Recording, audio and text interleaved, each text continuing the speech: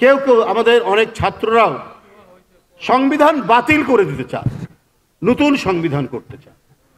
তো এখানে তো আমার মনে প্রশ্ন জাগে, আমি যে দলটি করি ওই দলের প্রতিষ্ঠাতা হচ্ছেন শহীদ রাষ্ট্রপতি জিয়াউর রহমান, যিনি দেশ বিদেশ আন্তর্জাতিকভাবে স্বীকৃত, জনগণের যারা ইতিহাস লেখক তাদের কাছে স্বীকৃত, তিনি মুক্তিযুদ্ধের ঘোষক। আপনি যদি সংবিধান বাতিল করে দেন, নতুন করে যদি সংবিধান রচনা করেন, কি করবেন আপনারা? পৃথিবীতে এটা দেখিনি। পৃথিবীতে বলা হচ্ছে যে একটি জাতির আত্মজীবনী হচ্ছে সংবিধান। সেটা সংযোজন হতে পারে, সংশোধন হতে পারে। যেখানে ফ্যাসিজমের বৈশিষ্ট্য আছে সংবিধানে, ওটা বাদ দিন, ওটা বাদ দেওয়া যেতে পারে। সেটা তো রাজনৈতিক দায়িত্ব।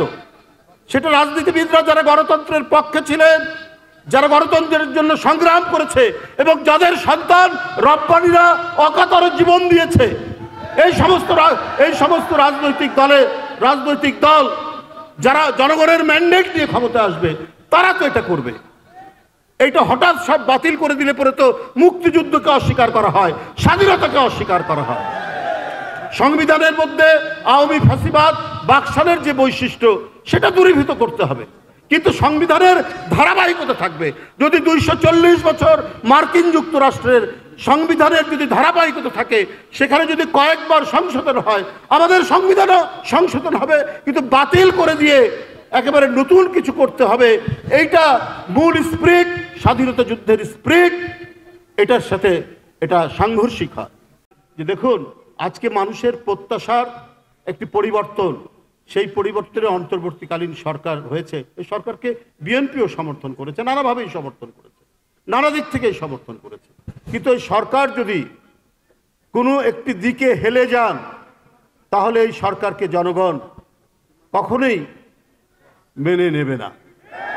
এই সরকার, তাকে যে নিরপেক্ষতার দায়িত্ব দেওয়া হয়েছে, সেই নিরপেক্ষ দায়িত্ব তিনি তাদেরকে পালন করবেন। সরকারের আইজি বলেন, আমাদের হাতে কোনো ম্যাজিক নাই, আইন শৃঙ্খলা পরিস্থিতি রাতারাতি আমরা ঠিক করতে পারবো না। এখানে ছিনতাই হচ্ছে, ডাকাতি হচ্ছে, এমনকি ব্যাংক ডাকাতি হচ্ছে। আপনার হাতে তো ম্যাজিক না, আপনার তো দায়িত্ব এবং উদ্যোগ দেখবে মানুষ যে আপনি এই দায়িত্ব পালন করছেন। কিন্তু সেই দায়িত্ব কি পালিত হচ্ছে? কেন ব্যবসায়ী মারা যাচ্ছে, হত্যাকাণ্ডের শিকার হচ্ছে? কেন শ্রমিক অসন্তোষ হচ্ছে? কেন জিনিসপত্রের দাম কমাতে পারছেন না? কেন সোনালী মুরগির দাম মাত্র 2 দিনে 30 টাকা বাড়বে? কেন আপনার ব্রয়লার মুরগির দাম 2 দিনে 20 টাকা বাড়বে? কেন চিনির দাম 10 টাকা বাড়বে প্রতি 1 দিন 2 দিনে? এটাই তো ব্যর্থতা।